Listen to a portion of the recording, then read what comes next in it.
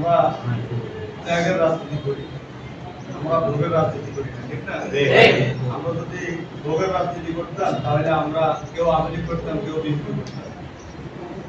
আমরা আদর্শের রাজনীতি করি, আমরা আদর্শ প্রতিষ্ঠার জন্য, আমরা রাসূলের আদর্শ প্রতিষ্ঠার জন্য ত্যাগ করে যাচ্ছি, ইখলাসের সাথে কাজ করতেছি। আলহামদুলিল্লাহ, যদিও কাজের সংখ্যা আমাদের কম, তবে আমার রব্বুল আলামিন আমাদের কাজের মধ্যে অনেক বরকত দান করছে। আমি বাস্তবে যেটা পরিলক্ষিত হয়েছি, দেখছি যে ইখলাসের সাথে কাজ একটা করলে আল্লাহ তাআলা 10টা দেয়। আর যারা আবেগের রাজনীতি করতেছে, আমি দেখতেছি তাদের কোনো রাত নাই, দিন নাই, ঘুম নাই, কিন্তু তাদের কোনো ফল পাচ্ছে না।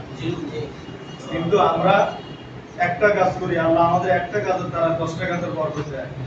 আমি আমার উপস্থিত হযরত ওলামায়ে কেরামদের কাছে দৃষ্টি আকর্ষণ করব, আমরা সর্বমহলে মিশার চেষ্টা করব। আশা করি জনগণ আমাদেরকে চায়, আমরা মিশতে পারি না বিধায় তারা আমাদের কাছে আসে না। দূর থেকে আমাদেরকে তারা ভয় করে, আমরা যখন তাদের কাছে যাব তারা আমাদেরকে আপন করে নিতে। কালকানগর বিশ্ববিদ্যালয় আব্দুল মতিন বিন হুসাইন সাহেব একটা ঘটনা বলছিলেন যে তারা আহলে ওয়াক হক্কানি ওলামায়ে কেরাম, তাদেরকে বাতিল এবং যারা পাপিষ্ঠ গুনাহগার তারা দূর থেকে অনেক ভয় করে, ভয়ে কিন্তু কাছে মিশে না। যখন আমরা তাদের কাছে যাইতে পারবো তখন তাদের ভয় কেটে যাবে, তারা আমাদের প্রতি আগ্রহী হবে।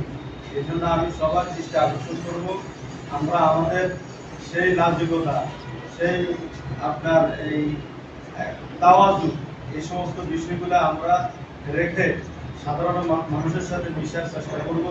আশা করি আমরা এটা যদি করতে পারি, আমরা একটা জনপ্রিয় সংগঠন দেশে উপহার দিতে পারবো। আর আমাদের আদর্শ দেখিয়ে জনগণ আলহামদুলিল্লাহ আমাদের প্রতি সন্তুষ্ট, খুশি। মানুষ বলে এই রাজনীতির মধ্যে সহিংসতা নাই, জ্বালাও পোড়া নাই, এরা আদর্শে বিশ্বাসী, এরা মূল্যে বিশ্বাসী, এদের প্রতি কিন্তু আদর্শ পাওয়া যায়। এই জন্য আমি সবার কাছে উদারতা আহ্বান রাখবো, আমরা আল্লাহ রাসূলের আদর্শ অনুযায়ী সব কাজগুলো করবো, আর আদর্শের কথা বেশি বেশি বলবো। আমরা শুদ্ধ মানুষের কথা বেশি বলবো, অশুদ্ধ লোকের কথা আমরা আলোচনা না করি। আমরা যারা শুদ্ধ মানুষ আমরা বলবো হাজারো লোকের দরকার নাই, একটা এলাকার মধ্যে হাজারো মানুষ হচ্ছে একজন শুদ্ধ মানুষ থাকা অনেক উত্তম।